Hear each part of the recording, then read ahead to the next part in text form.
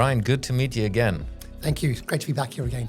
It's amazing. Every time when I'm in London, we try to meet up, and we manage even to record a podcast this time. We do.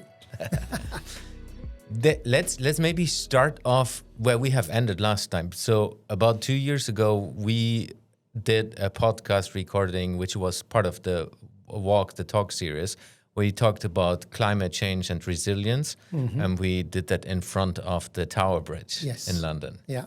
And one of the things where you were working in that field as you were before as well. Yeah. So you were looking into how data can predict droughts, and you explained that in details. Looking at the world right now and looking what has changed the last 2 years, what's your experience? What do you see? What has changed for yourself? Yeah. So, a couple of years ago, we were talking about climate resilience, as you say, and talking about the fact that, we've got data now which can predict and forecast upcoming events. So floods, storms, droughts, extreme weather events. And over the last couple of years, of course, we've been seeing those continuing to come with more regularity. So we can certainly see that the impacts of our changing climate are evident all around. We've had the fires in California in that period as well. So some extremely costly events in terms of loss of life, but also loss of value in terms of properties, GDP. So climate change is definitely amongst us. We can see that. Also, my work has moved more from climate risk into working on decarbonization and net zero. So I'm doing work now with a variety of clients, including the Church of England, looking at decarbonizing their estate. And in that period, what we're seeing is a lot of different new headwinds around opposition to the net zero journey. So the politics, it's becoming more of a political issue. So before it was kind of about climate deniers, those who believed in climate change, those who didn't believe in climate change. We're of course aware of the fossil fuel industry seeking to sustain itself, and there are those that believe that they've been muddying the waters with lots of false reports. What we're also now seeing is politicians coming in on one side of the story and making it part of their kind of political pitch. So the debate has moved not so much about does climate change exist. That debate has moved on. The debate is now in the territory of can we afford to be net zero? So it's not people are denying it. It's more they're questioning the value of actually doing something about it, or at least questioning whether or not we should be doing something about it, or whether it should be somebody else doing something about it. And it's quite a cynical, I would say, and clever technique at avoiding action. It's a nice story, like, it's not fair, we can't afford it, it's all a conspiracy, the corporate sector are all trying to make us do this, which is completely ignoring the fact that, but it does need to be done. If we don't decarbonize and we don't get to net zero, these problems don't actually just go away. The physics is the physics, and it will just continue to get worse. But telling the story that delaying action is going to cost us more is a very hard argument versus a very quick soundbite to say, net zero is too expensive, cost of living, look at our fuel costs, we need to ease off the net zero, let's get rid of all this green woke stuff. Yeah. So for those of us working in sustainability, what we're finding ourselves in now is in an environment where we need to navigate more of the emotions, the politics, the culture, the mindset battle more than we ever used to. Yeah. Previously it might have been about technology questions. Should we go for electric vehicles? Should we go for hydrogen vehicles? It would be more about, is climate change real? So it would be more debates around the science and the technology. So that's been a real shift in the last couple of years. The tricky thing to that point is that politicians, most of them, and it's maybe fair to say or not nice to say, but in the end they only care about getting elected next time or not. Yeah. And yes, personally they might consider long-term consequences, but if they are at the edge of getting elected or not getting elected, they will always go for like the short term, and that's the tricky thing. What we see, I think, worldwide, and then some countries are more than the others, and more extreme than others. But it's also at least my perception of what's happening is this extreme views has changed. First, it was like we're on one side, and then it's on the other side, and just because a different leader is pushing extremely in one direction, the whole world is questioning things from one day to the other, which was it's a little bit weird, but I think that's something we need to work with. Like you said, we as humans and leaders in our leading ourselves, but also leading organization, we need to look into how do we tackle that for ourselves? Where do we stand on these topics for ourselves, and how do we want to go forward? Because in the end, like, we both have kids.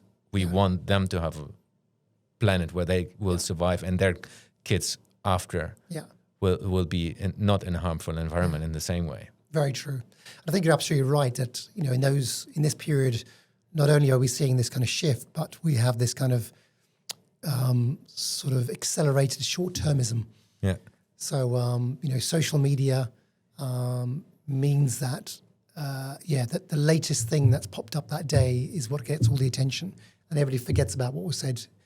And of course, you know, we know certain actors in the world play that game very well, and it's constant shifting, changing, distracting. We're seeing this kind of division, you know, of opinions really, really increasing. And you're right, we need to understand and navigate that, which means, as you quite rightly say, some of these kind of longer term sacrificial choices, the idea of investing now for the long term, or taking into account of our actions here having impact on somebody else globally, that's a hard world or hard message to engage people in when there's something new just popped up, and things are changing so swiftly. So it is challenging. And you know, you said, Jens, about understanding our motivation. What kind of future do we want to leave to our children? Understanding what is it that's driving us and why is this important. What I'm finding is that it's increasingly important for us as leaders to be clear about why is this important for ourselves. You know, what is for me personally, what's driving me to want to see a positive change. Yeah. And I think there are lots of reasons why climate change, sustainability, recovering nature are important, and we all have our different reasons, and that's fine. And it could be about children, it could be that you hate pollution, you know, you see destruction and that really upsets you. It could be that you just love nature and you want to protect it and you want to see it, you know, improve. It could be that, you know, fear of loss. You know, when you see these storms and these floods and these fires, you know, it's very impactful for people. You know, there's a fear factor there. These are real. People's lives are being lost, and we see it in our backyard. It's no longer a global South challenge. We're seeing it now in Europe as well, and in North America. So it's right here now with us. So lots of reasons, but actually understanding what your personal motivation is and how that translates into how you lead, what that means for the culture of your organization, how that feeds into your strategy. We're seeing, I'm doing work with lots of organizations like the Roffey Park Institute to really understand how we connect behavior change and mindset shifts to our work on sustainability. And I feel that's where the new battleground is. That's where we need to lean into more as professionals and as leaders in this area. Yeah.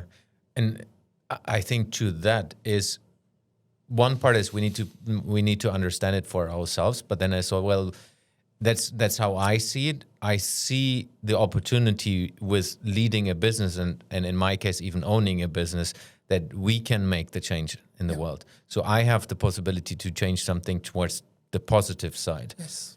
And it takes my dedication to that to be able to do that.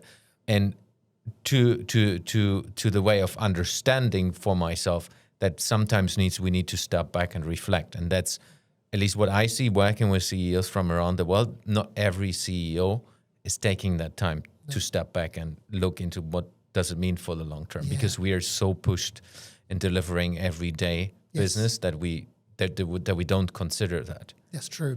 Last time we spoke, Jens, I talked about brokenness in organizations, and in a way, you know, climate change and the challenges around sustainability reflect a kind of a wider brokenness in the way we live our lives. You know, for example, you could say, you know, that kind of selfish attitude towards living as opposed to selfless attitude means that we don't think about the impacts on others of our lifestyle, and we are surrounded by a system that is essentially broken. You know, our economic system has been driven by GDP, and countries look at GDP, and GDP doesn't take into account the external effects of growth. So, you know, we send our rubbish abroad to be processed, so it's out of sight, out of mind, and that's somebody else's problem to deal with. And I think increasingly we're recognizing we can no longer live that way. You know, we're living beyond our means, and so when we come to a leader's self-reflection, I think recognizing that, you know, there is brokenness in ourselves and in our organizations, and we need to think about how do we start to restore that. And the exciting thing is that there's a lot of great ways in which we can restore both ourselves and our organizations, and which actually is good for business. And we're seeing that. We're seeing businesses embrace this. But I love the work that you're doing with leaders around understanding what is it about them, you know, their personality, and how does that kind of connect with their business. And I really see a parallel there here, that actually understanding why is this topic important to me, spending some time reflecting and thinking about that, and then how does that affect how I lead my business.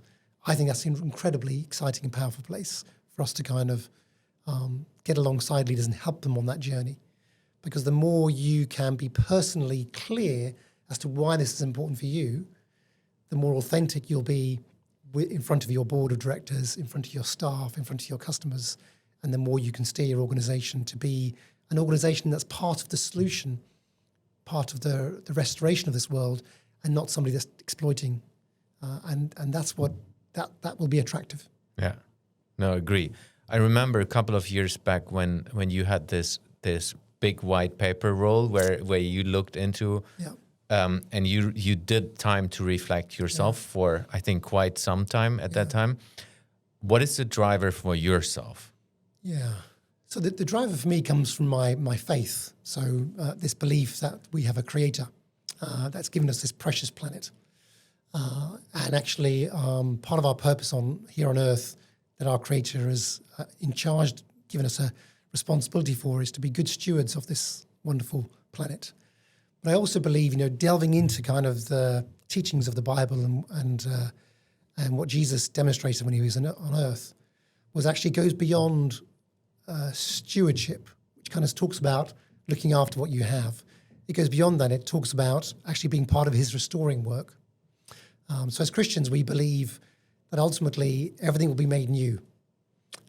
So the earth will be made new, and all this pain and all these problems will be fixed. But that work has already started. And what I was delving into was there's a kind of a sense in our teachings over 2,000 years of Christianity that has kind of adopted this kind of cultural norm that actually we can exploit the earth and not worry about the consequences. And that's crept into our theology, into our thinking. And going back to our theology, I recognize that actually that was false. That's false thinking. That actually, you know, we need to be not only stewarding well, but we also need to be part of the restorative work. And I'm really excited about that because I see that there's so much we can be doing to actually restore things, repair things, and that's actually part of what God's purpose is for us here on Earth. So I'm very excited about working alongside people of faith, Christians, but also those from other beliefs, or people who maybe are just kind of aware spiritually to the fact that there is more than the material around us. There is a spiritual dimension as well. And leading into that and thinking about how can that be how can we kind of grab hold of that, and that be also a driver for action for us? And part of the fixing of brokenness is tapping into that restoration work. Yeah. How would you approach that, or what are the things that you do toward getting towards that? Yeah. So I'm at the moment exploring with others how we connect our faith, our thinking around leadership and sustainability, how we think about our organizations and the culture against this backdrop of headwinds that we talked about earlier on. How do we navigate that? How do we become better at connecting the why is this important to me? What are my beliefs? To what does that mean for how I live and how I lead in this world? So I'm creating a space and inviting people into it to come with me on a journey to explore how can we do this better? How can we learn from each other and find ways to support each other in actually becoming much better at dealing with these challenges? Because no doubt there is a lot of challenges around us, like we talked about earlier on. Yeah. And the Church of England is going to be launching a paper later this year called Hope for All Creation, which lays out the theological kind of backdrop or basis for the church's beliefs around this. And I'm really excited about that work, but we need to translate that into how do we apply it. So I'm interested in kind of meeting with others, with other leaders, to explore how we empower and enable people to step into this space. So I think by meeting together, we can become clear about our objectives, clear about how we lead and how we influence our organizations, the culture, the mindsets, and then we can be much more effective at delivering this work. Yeah. And ultimately, that draws us closer to our Creator, because the more we're involved in His purposes of restoring the earth, the closer we get to our Creator, the closer we get to what Jesus intended. And ultimately, for me, that's what it's all about. Nice.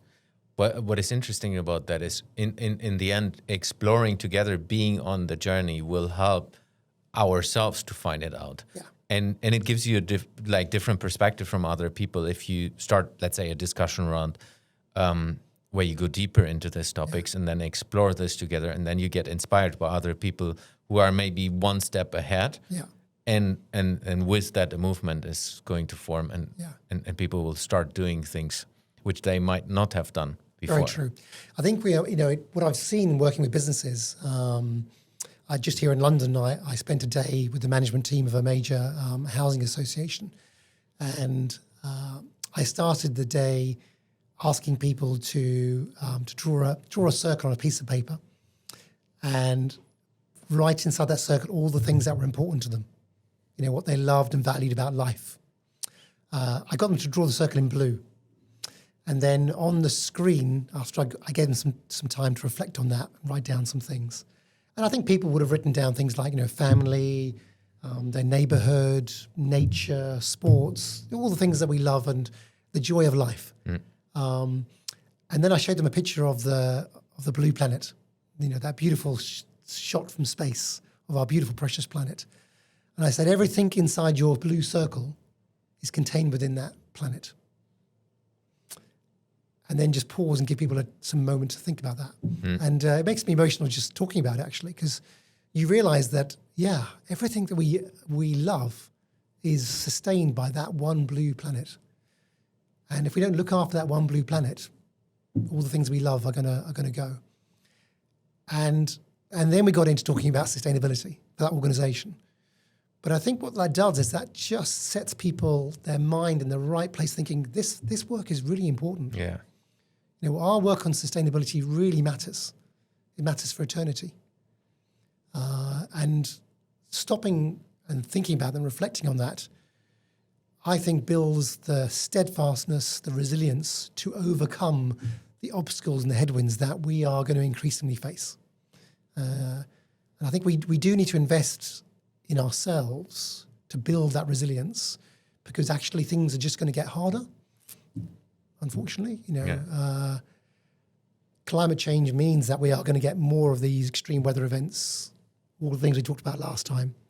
So actually, there's going to be less resource and less money around to invest in decarbonization right at the time that we need to be doing it. And there's going to be less money because we're dealing with wars and conflicts that are actually being accelerated by climate change. Yeah, that's very true. Yeah. But if we turn this positive, I think it's also being or having these constraints allow us as well to innovate in a completely different way, utilizing technology that was not existing 5 years ago Yes. to do this more effectively. Yes. But if you then connect it to where you come from with faith and as well like your values, Yes. I think there's always a way. It's just, are you willing to go into that way? And I believe, at least from a business perspective, it's worth it. Yeah.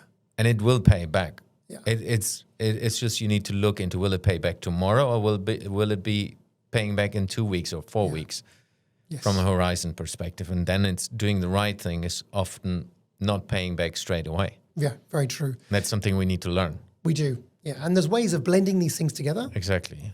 So for the work that we do, for example, with schools at the church, it's, LED technology pays back in a couple of years. Solar panels pay back in 7 to 8 years.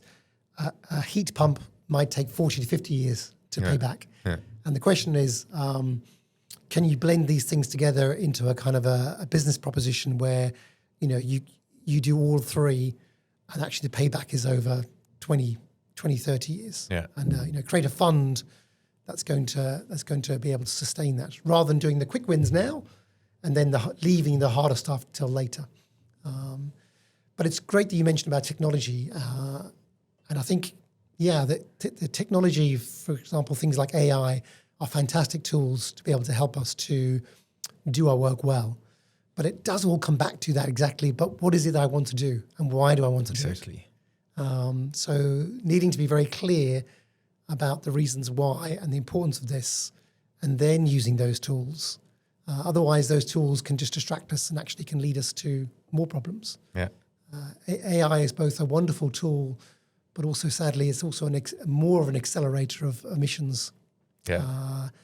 And also water is a big challenge with AI. The amount of water it takes to run data centers means that it's putting more strain on our water supplies, which is increasingly becoming a more precious commodity than even oil. So if you look at a lot of the conflicts around the world, there's a lot of water stress in places in the world where there is conflict.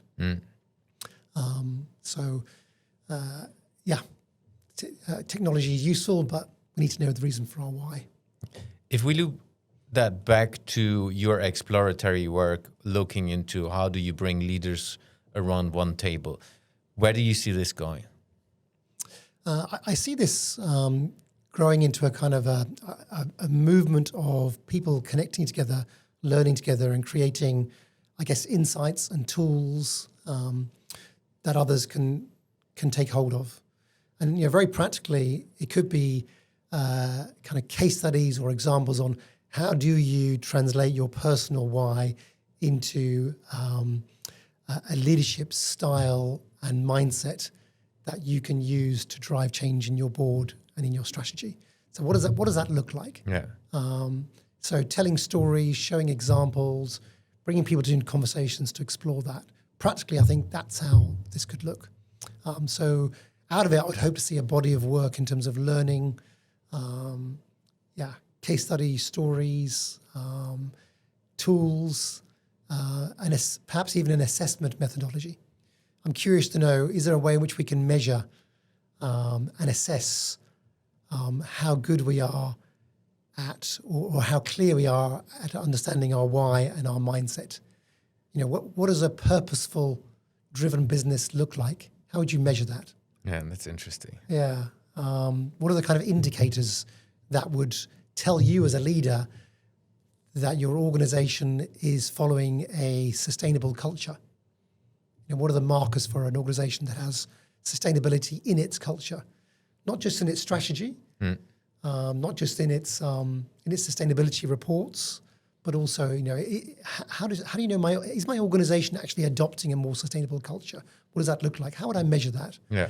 And I'm fascinated that there are already apps out there that you can buy that help you to measure mindset on a kind of a broader sense. But can we take that and narrow that down specifically around sustainability?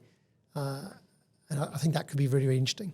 Yeah. And it may be that there's almost like a ranking system for companies that have a strong sustainability culture embedded in them, and there's a way of measuring that. And I think the possibility is one thing you can do that in one company and look into it. How do we approach that?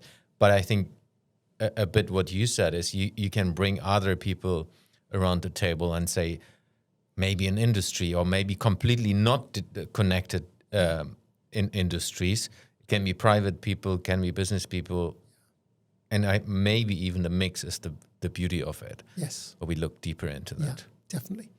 My work in the Church of England has been interesting in terms of it's a very complex organisation. It's quite a light touch in terms of command and control structure.